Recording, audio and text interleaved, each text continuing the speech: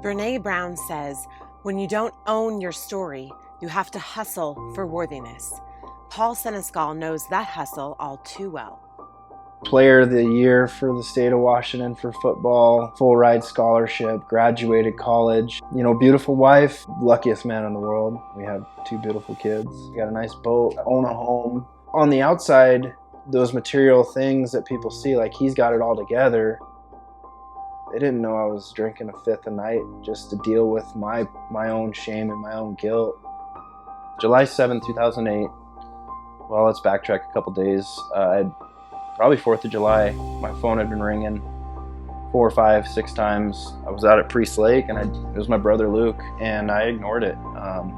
3 days later, I'm back at football practice and got a call to go see my head coach. I remember him handing me the phone, and I spoke to a man that I didn't recognize the voice, and it was my dad. And he had told me that my brother and his son had just hung himself.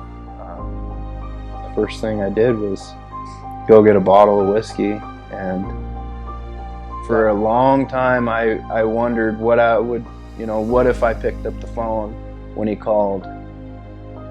Why did I ignore those 5, 6 phone calls? What did he want to say?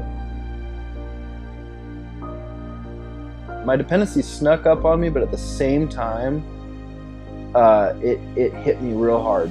I full on looked in the mirror and I was like, I have a problem. And I literally told myself to the mirror, I have a problem.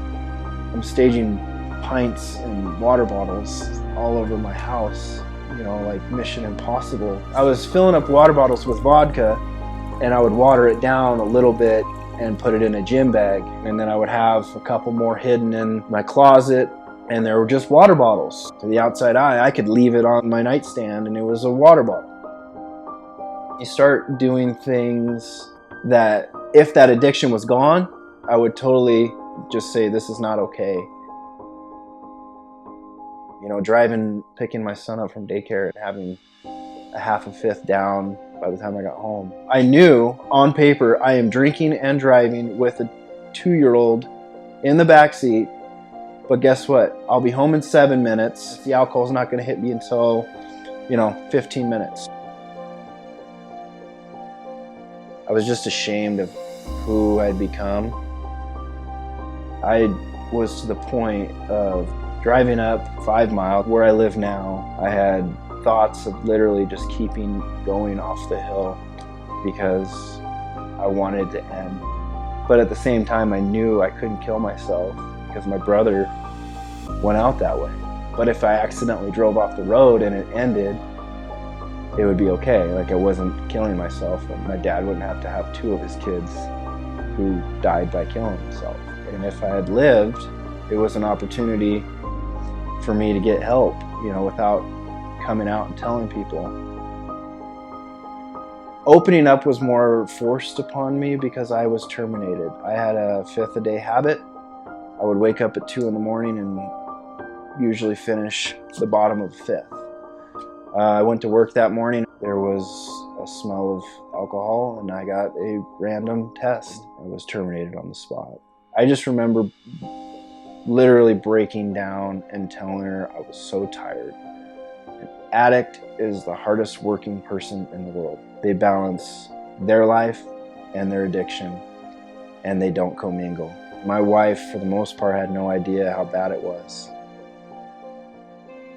I want more people to know how I feel right now versus how I felt 2 years ago, and the shame and the guilt and the weight and the pain of what a bottle did to me. If people could literally plug into my brain and feel where I'm at today, more people will be open about communicating an addiction or depression or a substance issue.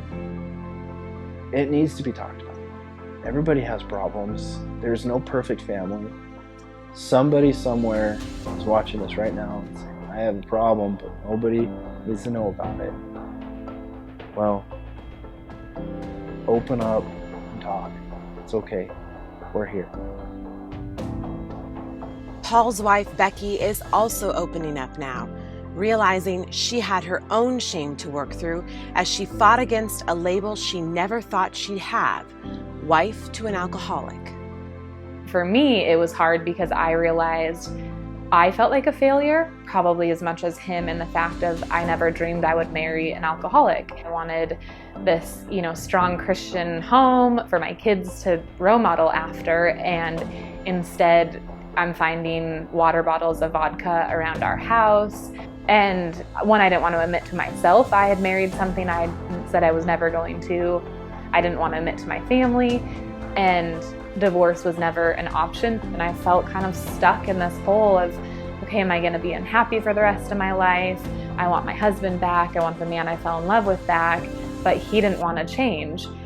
When things finally hit bottom and it all came out, I felt like I had an outlet. Like, now I can admit he's failed, I can leave. But then there's that part of me that when he did finally sit down and admit to me what was going on, I'll never forget the words of him saying how tired he was. And that's when I knew this was not just a man that was lying to me. This was somebody that was truly hurting. And then the love of a wife came back to me, and I realized I needed to fight for him and us and for our son and our future children. And thank God I made that choice.